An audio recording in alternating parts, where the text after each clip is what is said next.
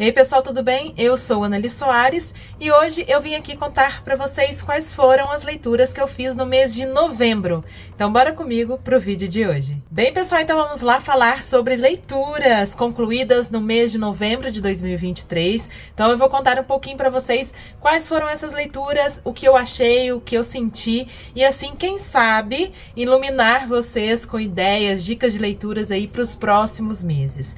Antes de começar com a minha lista aqui de leituras feitas, eu quero convidar você que está aqui comigo e ainda não está inscrito no canal a se inscrever ali embaixo e também aproveite e clique no sininho, assim você recebe as notificações fresquinhas na sua casa. Assim que eu publico o vídeo, você recebe a notificação e pode conferir o conteúdo fresquinho. Então, bora lá para as leituras do mês, que foi um mês muito interessante, com 3 leituras, né, que eu fiz, sendo 2 delas de ficção e uma de não ficção. Para começar o mês de novembro, eu terminei de ler este livro aqui chamado Natureza Urbana, da escritora portuguesa Joana Bertolo, trazida ao Brasil pela editora Dublinense.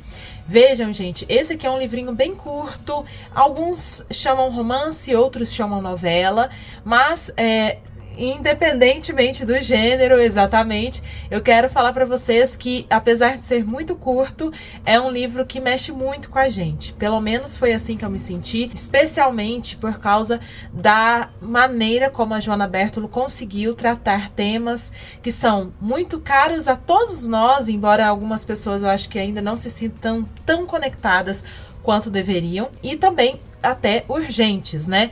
Tem algumas referências aqui a reflexões, a temas que nós pensamos dentro desse conceito do antropoceno, do conceito, né, que que não é nada novo, mas que inclusive algumas populações já têm uma relação um pouco mais bem estabelecida, um pouco mais esclarecida, né, que é essa relação com a natureza, e sendo nós natureza também, né, sem essa separação complicada e complexa que nós fazemos ocidentalmente, né, enfim, da natureza com a cultura, da natureza com o homem. A gente sabe que existem, né, populações e nações que têm uma melhor convivência, esse convivência é muito importante com a natureza.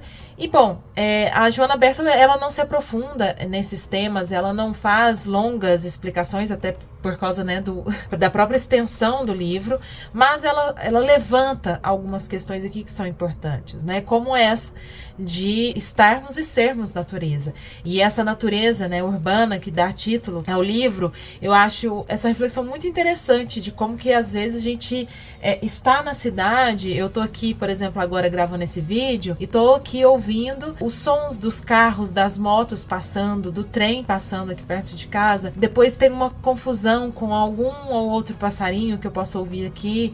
E enquanto eu caminho pela cidade, né, eu moro em São Paulo, tanto cinza, tantos prédios, mas ainda assim é parte, né, dessa natureza, é um meio ambiente, tem material ali, aqui, né, em tudo que a gente tem ao nosso redor, que assim como o nosso é natureza, né? Então a madeira, o ferro e outras coisas, tudo, né? Tudo tem um pouco da natureza, o que a gente consome e tudo mais. Mas sem longas reflexões, que vou tratar disso melhor num vídeo separado, ela trata de uma história assim muito interessante, porque é uma personagem narradora que começa a contar a sua história a partir do momento em que ela perde a mãe e o emprego, que é assim muito duro, né? Já na primeira página a gente tem essa noção de que ela tá passando por esse momento, ou seja, que ela passou por isso, e a gente percebe que ela vai contar, né, o que ela fez disso. Ela decide que ela quer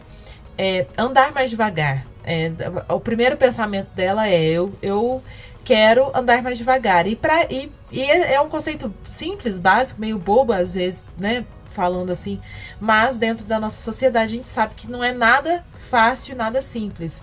Você frear, né, o ritmo, você ser mais observador diante a vida. Então ela começa a andar pela cidade, ela aproveita que tem esse tempo, ela fala que ela tá com tempo sobrando, e ela não sabe exatamente o que fazer com ele. Então ela começa a caminhar pela cidade, a perceber então, né, como que ela é um ser, né, uma pessoa que está muito bem integrada à cidade, de como que ela conhece a cidade e decide viver com apenas o essencial. Ela se desfaz de muita coisa e para viver do essencial, né, embora seja pouco, ainda tem alguma coisa, ela entra numa espécie de bolsa, subsídio ali, né, do governo, descobre uma biblioteca pública e ela começa a ler livros, e aí ela se interessa por não ficção, ela quer ler livros de biologia, de ciência, né, ela tá muito interessada, né, sobre isso, ela conhece o bibliotecário, eles mantêm uma relação ali de muita troca, e depois ela consegue um emprego, é muito impactante, e é um emprego assim horrível, pra mim pelo menos foi muito angustiante essa cena, que faz, né, ela chegar a uma conclusão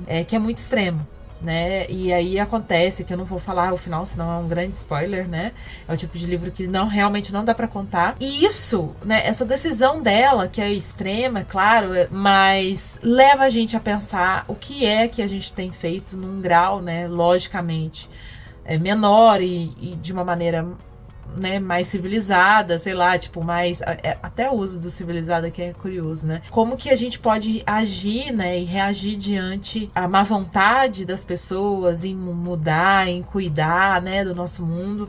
Enfim, é um livro muito interessante, eu gostei muito, né, me fez pensar muito. É um convite, ao mesmo tempo, né, para que a gente desacelere o nosso olhar, para que a gente cuide mais, né, do nosso olhar diante a nossa realidade, diante, enfim, a nossa vida, a nossa sociedade, as nossas escolhas, para um futuro menos pior do que as distopias nos contam, né? Uma leitura rápida, gostosa, é numa sentada mesmo que a gente lê, mas que não deixa de ser muito forte e impactante. Então essa aqui foi minha primeira leitura do mês, seguido por outra leitura também de romance, de uma autora que eu já conhecia, uma autora basca, né?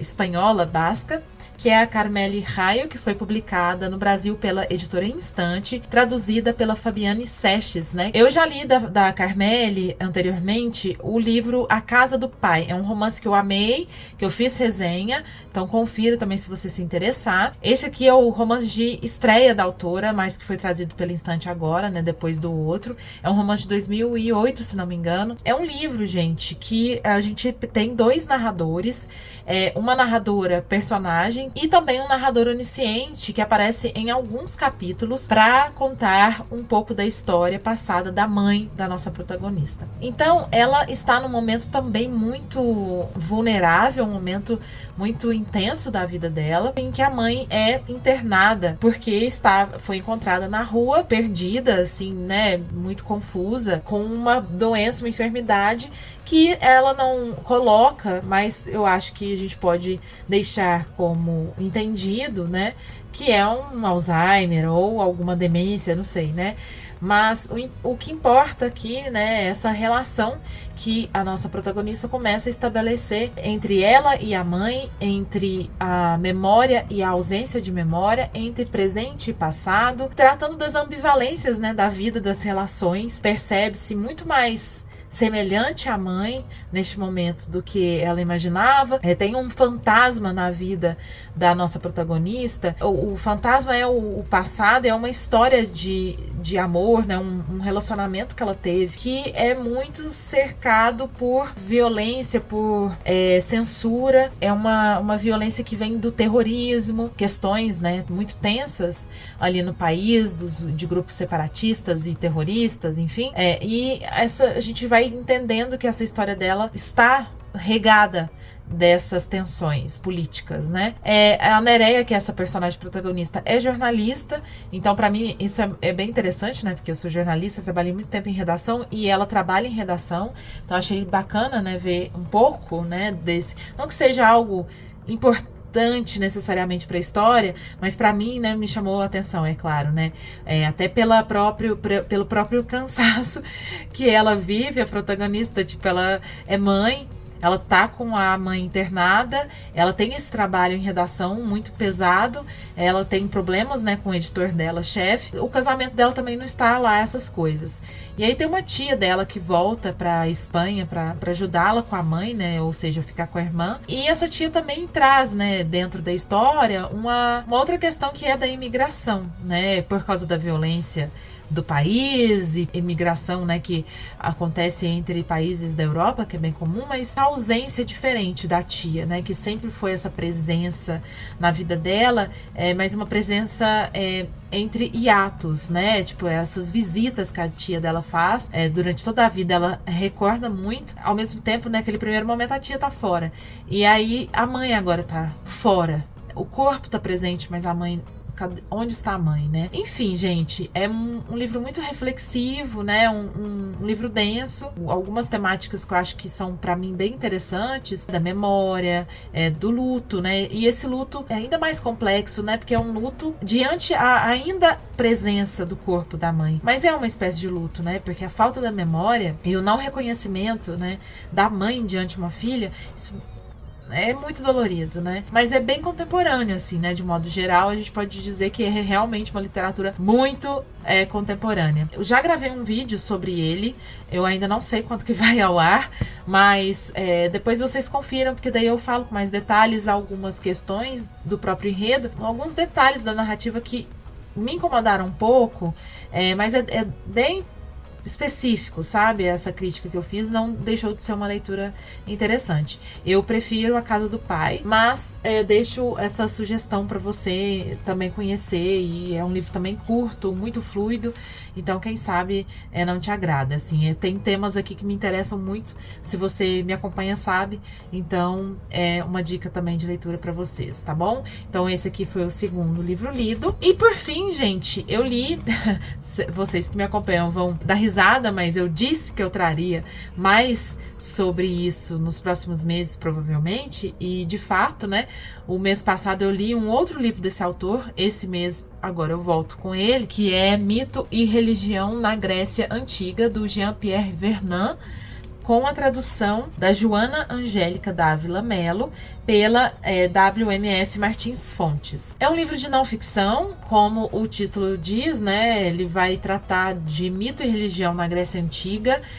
Eu achei, sim, super interessante, porque eu estou interessada na temática, e tem vários grifos que eu fiz, né? Muitas marcações para um livro bem curto também, porque eu acho que esse autor, pelos dois livros agora, né, que eu li, eu acho que ele é muito didático, ele é muito conciso, né? E ele consegue traçar, assim, explicações e escrever de maneira muito didática para quem está começando, né, a pelo menos querer se aprofundar nos temas, e é o meu caso, de conhecer um pouco mais sobre, enfim, essa cultura, né, que ainda é tão influente, né, no nosso mundo, que foi a cultura numa Grécia Antiga, né, num período antigo. Eu gosto muito das reflexões que eu consegui ter, né, diante esse livro, essa leitura, principalmente sobre essa ideia, né, de ritual, de religião, do que forma, né, essa cultura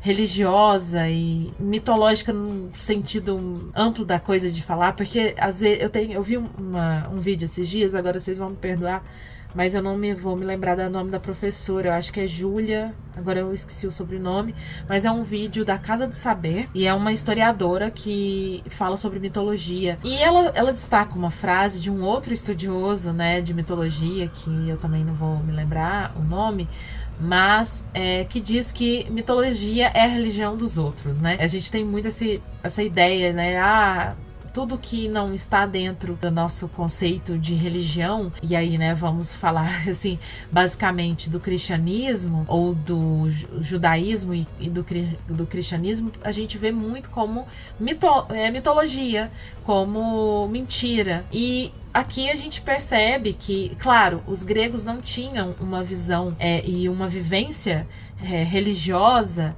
como a gente tem.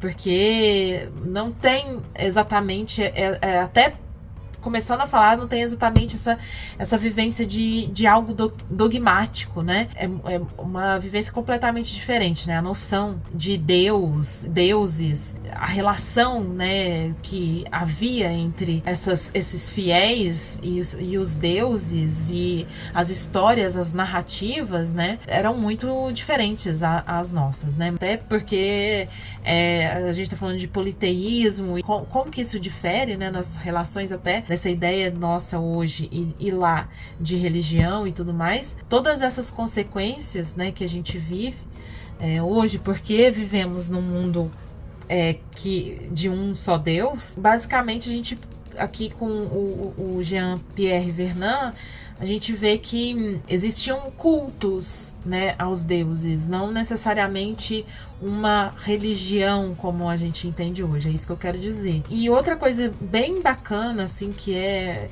incrível, né, que é o que eu tenho visto, né, nesses estudos sobre a mitologia grega, a importância para, né, a mitologia, para esses cultos, para, sei lá, a elaboração até daquilo, da importância dos poetas, dos dramaturgos, para que isso não só ficasse, né, ali estabelecido, mas perpetuasse isso para a história, para a gente, né? Hesíodo, Homero, a gente consegue entender e visualizar e, inclusive, herdar muita coisa por causa da escrita deles. E entender um pouco mais do que foi isso, né? Por causa da poesia. Isso é muito bonito. Enfim, eu não vou ficar aqui debatendo muito em detalhes, mas com certeza, gente, se vocês se interessam pelo tema, se você tem curiosidade, eu mais uma vez indico aqui esse livro aqui também. O outro que eu li dele também indico. É bem introdutório, assim, mas eu achei muito bacana, tá? Então, essas aqui foram as 3 leituras finalizadas, né? Eu continuei a ler algumas coisas que eu tô lendo, comecei outras, mas ainda não finalizei, e aí eu conto pra vocês nos próximos vídeos. Mas antes de finalizar aqui, eu vou pedir pra você pra ir ali nos comentários, né? Dizer o que você achou desses livros, se algum te interessou.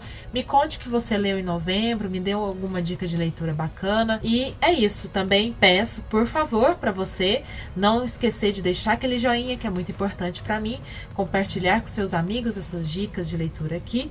E é isso, gente. Eu vejo vocês no próximo vídeo. Um beijo grande e até!